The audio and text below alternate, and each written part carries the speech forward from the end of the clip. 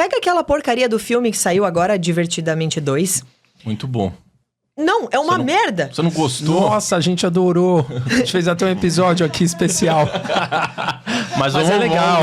Corta. Não. Vamos ver o contraponto. Exato, o contraponto é muito bom. Qual que é o seu ponto? Tudo que eu trago é sempre contra-intuitivo, né? Não, total. Sempre. Se não for, não sou eu. Vamos debater. Eles apresentam a ansiedade como uma emoção. Lembra que eu falei no começo? A emoção não é, nunca foi e nunca vai ser uma... A ansiedade nunca é uma emoção. Nunca foi e nunca vai ser. Por quê? Porque a ansiedade, ela é um sintoma do medo. Uhum. A emoção é o medo. Toda pessoa ansiosa sente medo. O que tá acontecendo agora? Depois que o filme tava em cartaz e tal, as criancinhas ali, as menininhas de 5, 6 aninhos saindo do cinema, nunca tinham usado a palavra na vida, falando assim: mãe, eu quero, sei lá, comer um McDonald's. Ah, filha, não, agora a gente não vai, porque a gente tem hora. Eu tô ficando ansiosa, eu quero comer um McDonald's. E aí a mãe vai lá e... Porque ela tá ficando ansiosa e a mãe também aprendeu no filme que tem que lidar com as emoções, né? Então isso é péssimo, porque tá colocando na cabeça das pessoas que você tem que ser assim pra se encaixar num padrão. Porque se você não tiver ansiedade, você não é normal. E de fato, hoje, se você não tiver ansiedade, você não é normal. Uhum. Porque existe o normal e o natural. Normal é o que tá dentro da norma. É o basal. Né? A nossa sociedade é cheia de normas doentias. Uhum. E o natural é o seu estado de ser, de acordo com a sua natureza. Então, a ansiedade não faz parte da vida do ser humano. Ela foi imposta pra gente, ela foi ensinada pra gente. Você pode sentir um medinho de fazer uma prova e não tirar a melhor nota. Mas isso faz parte e não necessariamente você tem que ficar ansioso. Você não precisa ficar chacoalhando sua perna, seu coração acelerado, sua mão suando, parecendo que você tá engasgado. Você não precisa sentir nada disso. Isso não é natural. Então a gente é ensinado a viver esse tipo de coisa, a ter esse tipo de sensação, esse tipo de sintoma que deriva do medo. Então é péssimo, porque tá ensinando desde as nossas criancinhas a ter um monte de doença, que daí elas vão no médico, no psiquiatra, em tudo que é lugar, e vão ser remediadas por isso. Hoje todo mundo é diagnosticado com TDAH, com autismo, com ansiedade, com pânico. Só que, me diz, qual é a criança que gosta de ficar 4 horas dentro de uma sala de aula sentada ouvindo um conteúdo chato para caramba e que não vai querer levantar, não vai querer gritar, não vai querer jogar o aviãozinho pro colega, não vai querer cutucar o colega, conversar, cantar dentro da sala. E aí isso é considerado... Claro, tem uma lista de coisas, tem testes a serem feitos. Mas tá assim, ó. Tá muito largado esse negócio. Um monte de gente que, se fosse tratada do jeito certo, se aplicasse um estilo de vida mais saudável, se não consumisse tanto açúcar que acelera as pessoas... Se tivesse mais contato com a natureza e essas crianças tivessem espaço para extravasar a sua energia, elas não seriam diagnosticadas com TDAH. Porque elas não têm hoje contato com a natureza, elas não podem correr, elas não podem gritar, elas não podem brincar. É todo mundo criança de apartamento, enfiada dentro de uma tela, e esse é o mundo delas. Muito bom o seu ponto aqui, né? Pra explicar pra galera. Todo mundo concordou com você, Rosana, aqui, que o filme é uma porcaria, né? Até teve gente aqui que falou que... A Adriele falou, verdade, isso que a Rui está falando. O meu filho de 6 anos começou a usar a ansiedade como desculpa para todos os comportamentos. Então é muito legal a Rô trazer esse ponto pra gente, porque eu e o Maurício, o Bruno aqui, quando a gente assistiu, a gente achou muito legal. Por quê? Porque a gente analisou o filme do ponto de vista de um adulto. Pra gente, esse filme não é feito pra crianças, é feito pra adultos. Isso.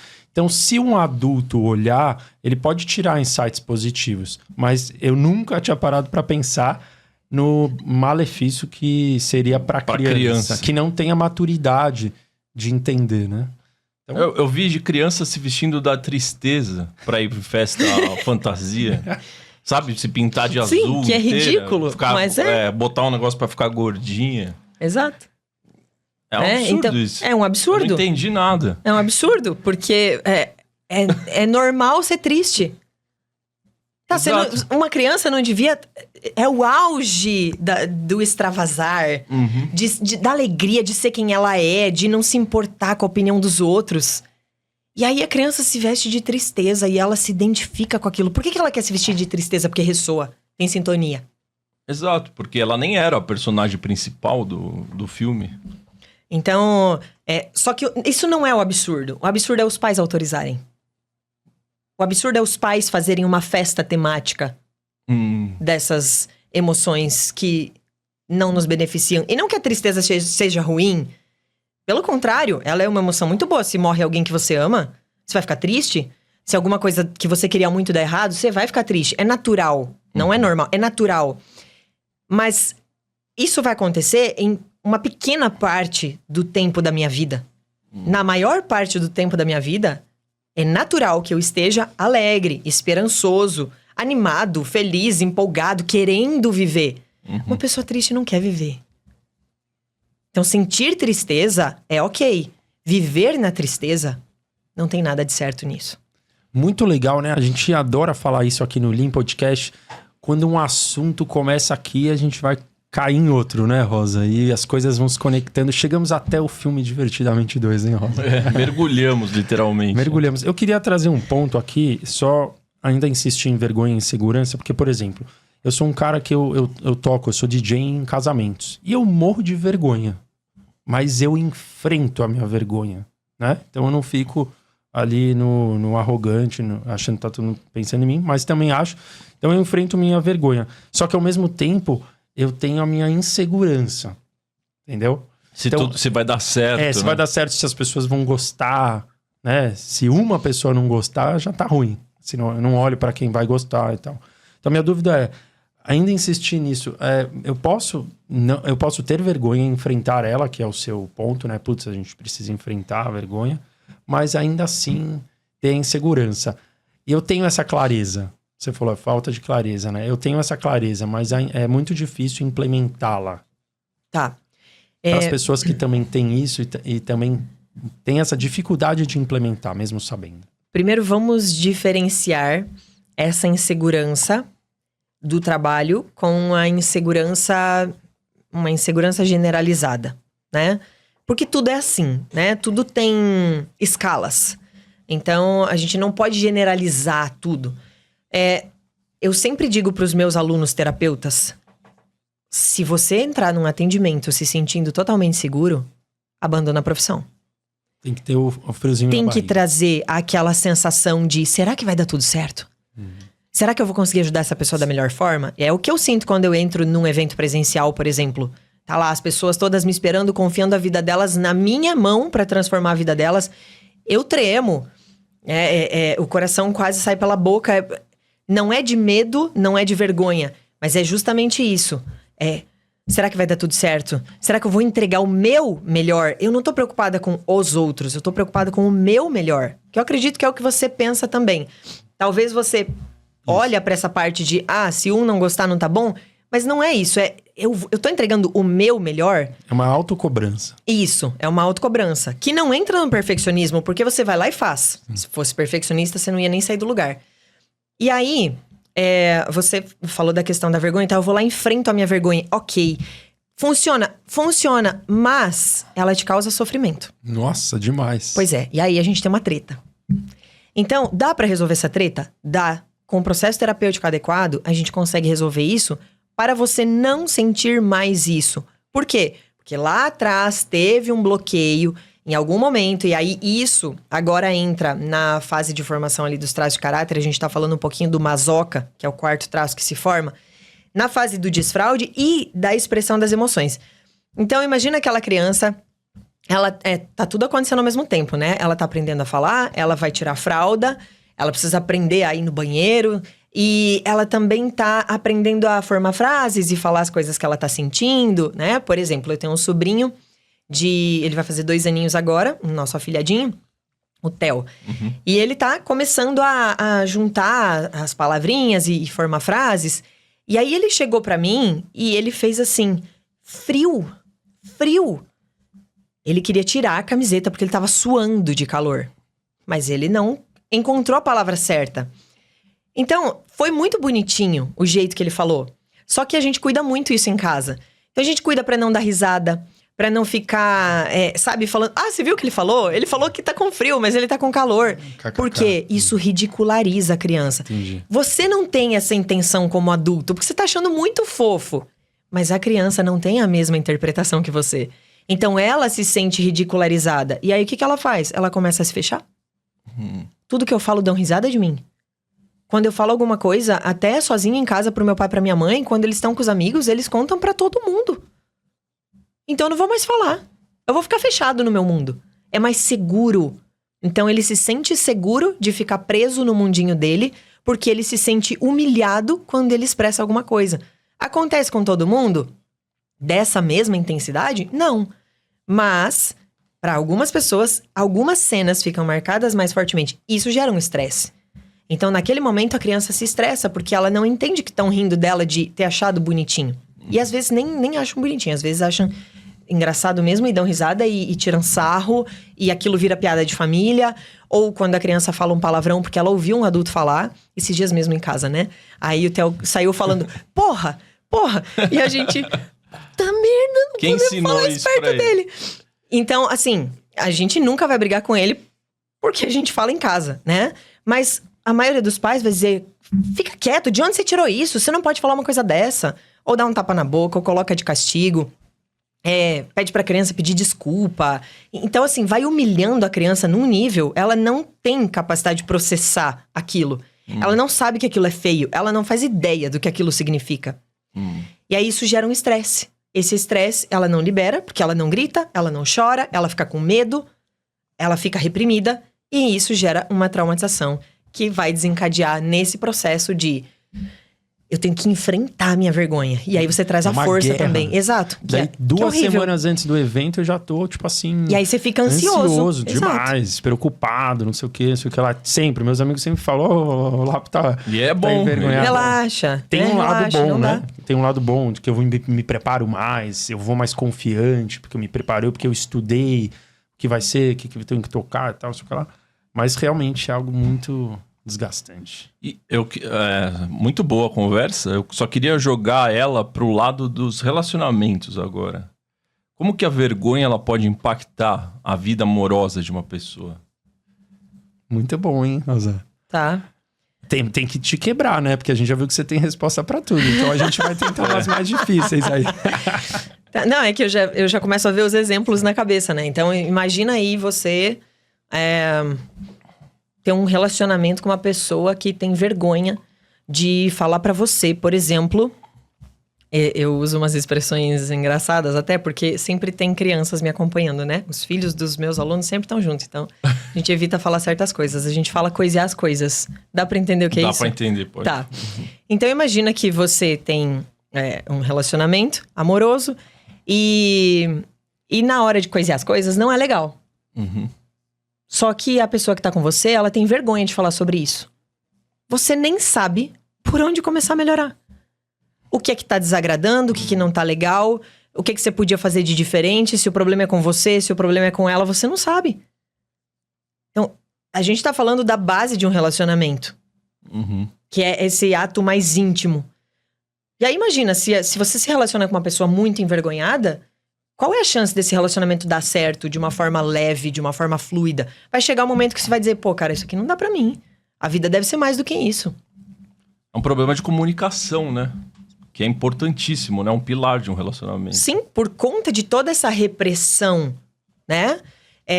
Então, isso vai prejudicar... Claro, eu trouxe um exemplo, mas vai prejudicar em absolutamente tudo. É muito difícil você conviver com uma pessoa que é muito envergonhada, porque ela pensa que tudo é sobre ela.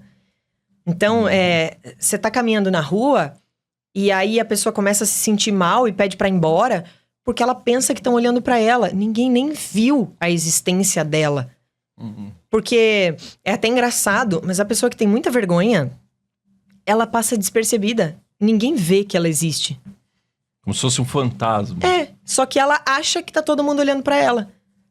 Então você tá lá numa festa com a sua namorada, com a sua esposa, aí rasgou a meia calça. Pô, todo mundo vai ver minha meia calça rasgada, vai falar de mim, e a festa tá legal pra caramba. E aí vocês começam a brigar, porque ela quer ir embora, você não quer ir embora.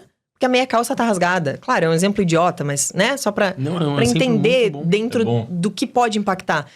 Então, vai passar o tempo e você vai falar assim, cara, eu adoro festa, mas toda vez que a gente tá num lugar, parece que tudo é sobre ela. Que todo mundo tá olhando pra ela e ninguém tá olhando pra ela. Então, eu não quero mais isso. Eu quero uma pessoa que seja parceira, eu quero uma pessoa que goste de festa como eu, que gosta de me ver tocar, sei lá. Então, vai atrapalhar em absolutamente tudo. Sabia, viu? Eu já falei aqui uma vez. Teve uma vez que eu fui numa festa e eu morria de vergonha de dançar de olhos abertos, curtindo. Porque eu achava que tava todo mundo me olhando, entendeu? Então, eu gostava de curtir de olhos fechados e um óculos escuros, porque daí as pessoas não iam conseguir ver meus olhos. Entendeu? E teve um dia que eu realmente consegui dançar de olhos abertos, sem óculos, assim. E é exatamente esse exemplo que você deu. Por isso que eu achei um exemplo ótimo. Legal, legal. Sabe que eu faço um evento presencial, que é o Be Stronger. A galera comentou aqui. Uhum. E nesse evento, as pessoas passam a maior parte do tempo de máscara. Justamente por isso. Porque você Tipo, não... máscara vendado no olho. Tá. Você não consegue ser você. Não é geral, né? Mas a maioria esmagadora das pessoas não consegue ser ela mesma na presença de outras pessoas. Então, a gente coloca venda em todo mundo. E todo mundo se solta. Que legal, hein? Eu fiz uma experiência, assim, eu fui naqueles jantar às cegas. Ah, é? Exato. Oh, deve ser muito E massa. é uma experiência transformadora, porque é exatamente isso que você sente. Como você tá de venda e você sabe que todo mundo tá de venda. Então, parece que você tá num ambiente ali público e a sensação de liberdade é incrível. Que a gente não sente quando tá, principalmente no restaurante que seja chique, ou um restaurante ali mais de gente mais fina e tal. Você sente como se você estivesse sendo julgado a todo momento, você olhando pro lado e tal, e aí você fica leve, você fica tranquilo. Assim. A gente já teve até a vontade, né? Ainda tá nos planos aqui, de trazer um deficiente visual para bater um papo com ele, para falar sobre isso, entendeu? Será que o deficiente visual ele é livre, mais livre, dado que ele tá cagando, entre aspas, que as pessoas estão olhando para ele, entendeu? Tu sabe que a gente tem uma aluna que se formou terapeuta com o nosso método e ela é deficiente visual? Sério? Ah, é? Caramba. O meu sócio aprendeu a usar um aplicativo específico para conseguir atender e dar suporte para ela.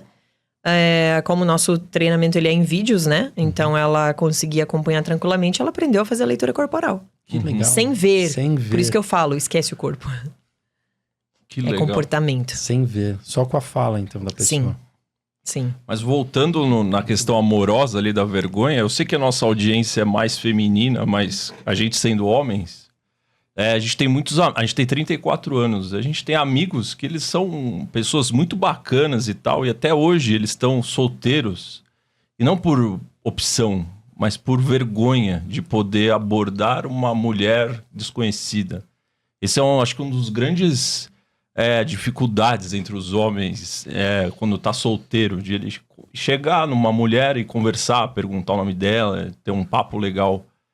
Então, olhando do nosso lado, assim, essa questão da vergonha impacta muito na questão de você ter opções e de você tá livre a receber um não. O problema deles não irem é o medo de receber um não do público feminino. Sim. E afetar a autoestima dele. Sim. Aqui a gente tem vários aspectos. Vou ver se eu consigo ligar todos os pontos. Então, a primeira coisa. Essa dificuldade de receber um não tá totalmente relacionada com a formação dos traços de caráter. Na verdade, tudo tá, né? Mas eu tô puxando alguns ganchos aqui. Então, lá na infância pode ter acontecido duas coisas. Uma delas, essa pessoa ela recebeu muitos nãos e ela sofreu muito com isso. Ou ela foi criada com muita permissividade e ela não aprendeu a lidar com os nãos porque ela não teve os nãos. Então foi tudo muito livre. Das duas, uma, é sempre os extremos, tá? Porque se for equilíbrio, não tem estresse, não tem traumatização. Então é sempre os extremos. E aí, fora isso, a gente tem o agravante hoje da nossa sociedade, eu chamo de mulheres machonas. Exato. Né? Então, assim, é pregado pra mulher que ela pode ter uma empresa, que ela pode ter um negócio, que ela pode ter filhos se ela quiser, que ela não precisa casar, que ela não precisa de homem, que ela se vira sozinha. Legal. A gente se vira sozinha? Óbvio. É claro que sim. É uma coisa boa. Eu me virei muito bem enquanto eu tava sozinha. Uhum. Mas muito bem mesmo. Eu sei que eu dou conta. Eu dei conta de criar 2 filhos sozinha. Uhum. Só que isso cria um desgaste muito grande de quem você é pra sustentar tudo isso. Porque quando você tem uma pessoa ao seu lado, é um complemento. Então tudo fica mais leve, tudo fica mais fácil.